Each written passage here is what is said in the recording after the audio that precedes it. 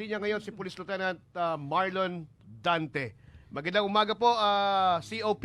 Live po tayo sa Brigada Cotabato. Si Dennis po ito. Kamusta po kayo dyan? Kasama rin natin si Brigadang Roy.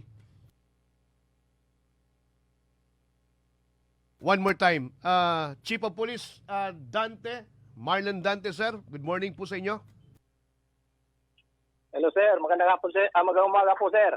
I know, pagod pa po kayo pagkat nagkakahabulan daw kanina. Merong pangyayari po dyan sa area po ng EDCOR, sir. Ano bang insidente po ito, Police Lieutenant, sir? Bali po, pinaputukan po yung bahay ni Jubraya, Pulayagan, sir. Bali sarido daw po ito, sir. Pero nadamay lang po yung bahay niya. Okay. Mga ano oras po ito nangyari po, Police Lieutenant Dante, sir? Mga 5:20 po, sir, ng umaga, sir. Ang aga pa, no? So ano naman yung po naging resulta? Pinaputukan itong bahay po ni Jubaira Pulayagan. Yes po, sir. Kumusta? Ano pong naging result? Bali po natamaan po yung bahay niya at yung mga sasakyan niya. Sa kabutihang palad, sir, wala namang natamaan o nasugatan na tao, sir. Na-identify na ho ba, Police Lieutenant Dante, sir, kung sino po yung mga sangkot? Bali, family po, sir, ng Panato family, sir. Yung karido, sir, ng pamilya ng Kuan. Pamilya ng Yato. Taga Kulintang po sila, sir. May nasaktan ho ba sa naturang insidente, Police Lieutenant, sir? Wala po, sir. Sa kabutihang palad po, sir, wala po. Parang purely harassment lamang to. Parang paramdam lamang. Ganun ba, Police Lieutenant, sir? Parang ganun, sir. Strapping lang, sir. Ano kayang baril yung ginamit po, sir? Base po sa mga basyong nakita, kung meron man po. Sabi sir ng Kuan, ng mga nakita, medyo mahaba. Kaya lang unknown caliber, hindi talaga nila makuhan. Pero mahaba daw na baril, sir. Pero hindi nila makuhan kung anong caliber, sir. Nagtagal rin po ba ito or gaano karami kaya yung ipinutok po dyan, sir, sa area po ng pamilya po ni Jubaira Pulayagan, yung bahay niya?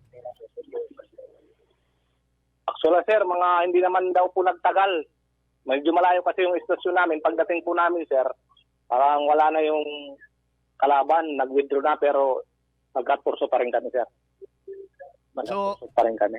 So paano to ngayon i-handle po ng PNP at ng Philippine Marines na binabagit nyo initially, maaring family feud po itong ugat dahilan po nito, Police Cap Lieutenant, sir? Bali, imbestigahan po namin to ng maayos, sir, para ma-identify po talaga kung sino ang suspect at tampahan po natin ng nararapat na kaso kung magwaran po yung evidence, sir. With this, on behalf po ng Buldon Municipal Police Station, we all know na nag-uumapaw po yung pagsisikap po ng bawat isa po dyan para nga mapanatili po yung katahimikan. And then, here comes po, no, ang aga-aga. Hindi pa naman Pasko, nagpaputok po ng baril po dyan, sir. Oo nga, sir, pero lagi lang po kaming nandito, sir, para mapanatili po natin ang kapayapaan at katahimikan ng bayan po ng Buldon. Initially, Lieutenant, sir, ano kaya yung pinakaugat dahilan ng binabagit pong away pamilya? Bakit kaya humantong sa pagpapaputok po ng baril sa bahay po ng pamilya nitong si Jubaira? Bali ito, sir, nag-ugat po ito sa shooting incident last September 16. Bali, ang target po talaga ng mga taong ito ay yung namatay po dito, yung sa September 16, si Abdul Panato, sir. At yung suspect naman po si Michael Yato. Yan po yung pakay talaga ng naglusob, sir. Ayun. So, ibig sabihin, meron na palang nauna pong binawi ng buhay mula po sa suspect na pamilya po, sir, no? So, kanina, nagparamdam. Ganun po ba, Lieutenant, sir, no? Yes po, sir. Yes po, sir.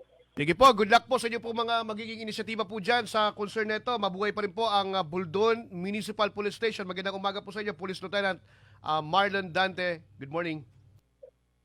Magandang umaga rin po sa iyo, sir. Magandang umaga po sa ating lahat. Maraming salamat po, sir.